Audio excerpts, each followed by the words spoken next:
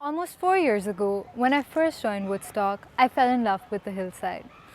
The pink and orange winter line, the monkeys that hop from tree to tree every morning, and the charming little cafes. It was all part of our town's charm. But about 2 years ago, I saw a very different side of this town.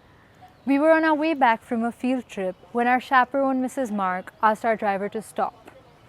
What I saw here, just about 500 meters from the library chalk, the center of our town, was a massive landfill, a rather common sight in India. This landfill holds decades worth of trash from Mussoorie's 30,000 residents and the hundreds of thousands of tourists that visit the city every single year. Given how common landfills are in India, what shook me about this particular one was seeing shanty houses stacked right on top of the landfill. Little children, about the same age as my 7-year-old brother, were playing barefoot with tires and sticks in the muddy puddles. A frail metal grill is the only thing that stood between them and this pile of filth of the city's discards. How many people can each one of us think would call a landfill home? This day is imprinted on my mind. It got me thinking about a whole lot of things, the most important of which was the future that I currently saw versus the version of the future that I wish to see.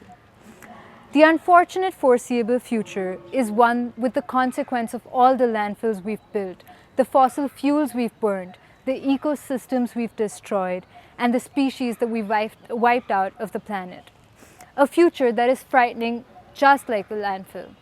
A future where we, the people, are forced to fight for our very own survival every single day. And in the process of fighting for this survival, we lose what's most important to us, our freedom. I've recently discovered that the word freedom has no set definition. To me, as an 18-year-old, freedom means having the opportunity to celebrate one's individuality without the barriers of societal constructs such as wealth, class, gender, race, or religion.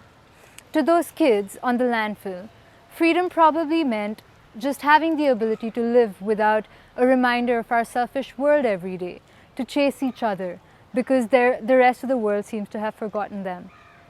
I believe that each and every one of us has our own personal definition of what freedom means to us. And whatever that definition is, believe me, it's under a massive threat. The sixth mass extinction, a global emergency, an existential crisis. I'm talking about what is otherwise called the climate crisis. Over the next few decades, life as we know it will cease to exist. Ecosystems will collapse, thousands of species will go extinct, and soon billions of humans will either be displaced or will die. Freedom will be a thing of the past because we'll all be busy fighting for our survival. And whether you want to believe it or not, well, you will be affected by the climate crisis in more ways than you can count. It doesn't matter who you are, how much money you have, or where you were born. The climate crisis will become the biggest, most painful reality of our times. Climate change is the biggest threat to our freedom, and we've already seen this in many parts of the world today. In the past decade or so, droughts have become extremely frequent in Africa, happening at least once in every 2 years. The recurring famines and droughts have greatly increased poverty, hunger, and have caused major conflicts. In 2007, for instance, the country of Sudan witnessed what was the world's first climate change conflict. The conflict, which started as an ecological crisis over a decade ago, has caused political turmoil, a civil war, and has left 5 million people without food security. It's also killed about 2 million people. In the past few decades, climate change has been the key risk multiplier for so many of our political and military conflicts, especially in Africa. Soon, this will become the reality of our entire world, and climate-related conflicts will threaten our peace, our democracy, and therefore our individual freedom. However, as an optimist, I still believe that we can make it out of this. We will find a way to survive. But what I also believe, more importantly, is that climate change is an opportunity. Now you may think I'm crazy, but here's a very recent example. COVID-19 was a massive challenge for the world. We saw economic recessions, political turmoils, toilet paper shortages, and way too many TikToks. But we also saw fascist leaders fall, marginalized communities take charge, and for the first time in history, we saw people fight for equality and justice like never before. During this time, most of us chose to willfully curb our own freedom, and for the greater good, as a result, I believe that we're more united and more connected than we were before. We're now at a crossroads with an abundance of opportunities created by the pandemic. For instance, we can reimagine learning in schools, or we can completely strengthen our healthcare systems. What I'm saying here is that with every challenge comes an opportunity. The climate crisis is the biggest challenge that we've ever faced, and therefore it is also the biggest opportunity. We can either sit back and bear witness to the impending doom of the world as we know it, or we can create a much better world, one that is much closer to utopia than we have been told is possible. We can break the rigid and oppressive economic, political, and social systems that have guided us for far too long and that have led us to this day. We can truly redefine freedom through the creation of a world that is much more egalitarian and just. We can do all of this through a concept that I like to call inclusive sustainable development. Now, what exactly is inclusive sustainable development? Inclusive in this context simply means the inclusion of all people, of all communities in any development. I'm talking about real inclusion, not tokenism.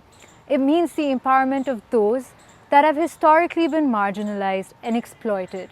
It means the consideration of those that are affected by our choices. And it means the equal celebration of everyone's creativity and individuality. The reason inclusivity is so important is because marginalized and exploited communities have not only suffered the consequences of others' actions, but they've also been excluded from economic growth and development. Sustainability, according to the internet, is meeting the needs of the present without compromising the ability of future generations to meet their own needs. In practical terms, sustainability means adopting new principles, building new lifestyles, and creating a new normal. The trick really is in creating a new normal, and I really want to stress that. A normal that encompasses new social orders, one where sustainability is not seen as an option, but it's seen as a compulsory way of living. It means creating a foundation that is so strong that we never have to face another crisis like this one. Development, as I've studied in politics class, is the stable increase in the standard of living. However, for this development to be inclusive and sustainable, we will need to focus not just on absolute development, but on relative development. What I mean by relative development is simple. It's addressing economic, political, and social inequalities while still developing. Through development that is both inclusive and sustainable, we can solve a myriad of social, political, economic, and humanitarian crises. By solving these problems, we can bring justice and equality to communities that have been disadvantaged because of the developed world. And by doing that, we can ensure that no child has to grow up in a world where their home is plagued by other people's trash. We can ensure that people, no matter their socioeconomic or cultural background, have the opportunity to be the architect of their own freedom and of their own future. Here's the thing, like I've said before, multiple times in fact, we're now fighting for our survival, which is the very fabric of our freedom. In this fight, everyone has a role to play. The urgency of climate change demands every single one of us to act. It demands us to use our privilege, our power, our skills, and our voices. Every industry, whether it's fashion, food, technology, or travel, will have to adapt and become more sustainable in order to survive. From here on, we're going to have to change every single aspect of our lives. From the food we eat, to the cars we drive, to the clothes we wear, to redefining what need is. We will need to account for the social, economic, and environmental costs of our actions and of living the realities that we've been living for far too long. The first step is becoming a little more empathetic and a little less selfish.